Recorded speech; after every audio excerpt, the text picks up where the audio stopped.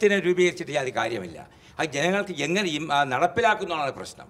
ഈ നടപ്പിലാക്കുമ്പോൾ ഇവിടെ അഴിമതിയുടെ നാട്ടിലെ സരനായിരം ജോപ്പന്മാരൊക്കെ വന്നാൽ ഇത് യാഥാർത്ഥ്യമാകില്ല. ഒരു ആരോഗ്യം പ്രദാനം ചെയ്യാൻ ഡോക്ടർമാരും നഴ്സുമാരും ഫാർമസിസ്റ്റുമാരും ഇവരെല്ലാവരും ഉണ്ടെങ്കിലും ഔഷധ നയം ഉണ്ടാവണം.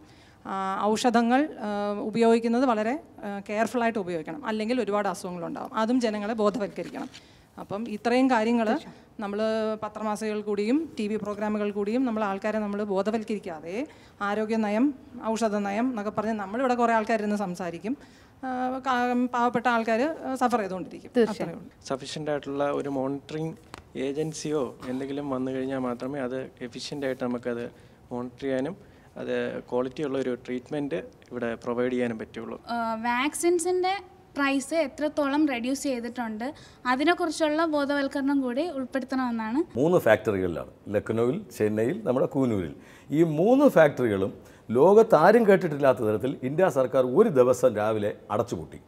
ഇതിന് ക്വാളിറ്റി ഇല്ല എന്ന് വിദേശത്താരോ പറഞ്ഞു എന്നതാണ് കാരണം. എന്നിട്ട് പറഞ്ഞത് ശ്രീപെരുമ്പത്തൂരിൽ ഞങ്ങൾ ഉടൻ തന്നെ പുതിയ ഫാക്ടറി 2011 പ്രവർത്തനം ആരംഭിക്കും. ഇപ്പോൾ നമ്മൾ ചർച്ച ചെയ്യുന്ന 2013. അതിൻ്റെ 10 കല്ല് പോലും വച്ചില്ല എന്ന് മാത്രമല്ല, ₹1.80 കിട്ടിയിരുന്ന ടെറ്റനസ് ഇപ്പോൾ 18 രൂപയ്ക്ക് വാങ്ങാം. സാറ് എനിക്കൊരു ആക്സിഡൻറ്റ് വന്ന് ഞാൻ അവിടെ ചെന്നപ്പോൾ അദ്ദേഹം എനിക്ക് എഴുതി, അദ്ദേഹം എഴുതുമ്പോൾ പറഞ്ഞു കാശ് കൊടുത്ത് വാങ്ങണത് സൂക്ഷിച്ച് വേണം, ഇത് വില കൂടുന്നത്. അന്ന് സാർ 1200 സംതിങ്. പണമില്ലാത്തൊരു നയത്തെക്കുറിച്ച് നമ്മൾ എത്ര സമയം ചർച്ച ചെയ്യും? ഇപ്പോൾ 1% ആണ് ഏറ്റവും അവസാനമായി നമ്മൾ ആരോഗ്യത്തിന് ചെലവഴിക്കുന്നത്.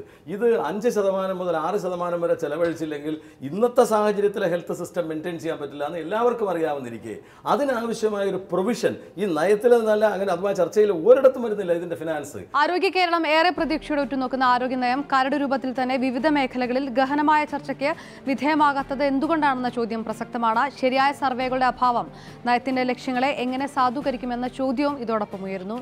ഞങ്ങൾക്കും പറയാനുണ്ട് മറ്റൊരു വിഷയമായി അടുത്ത ആഴ്ച വീണ്ടും കാണാം. ഇത്തവണ പങ്കെടുത്ത എല്ലാവർക്കും നന്ദി.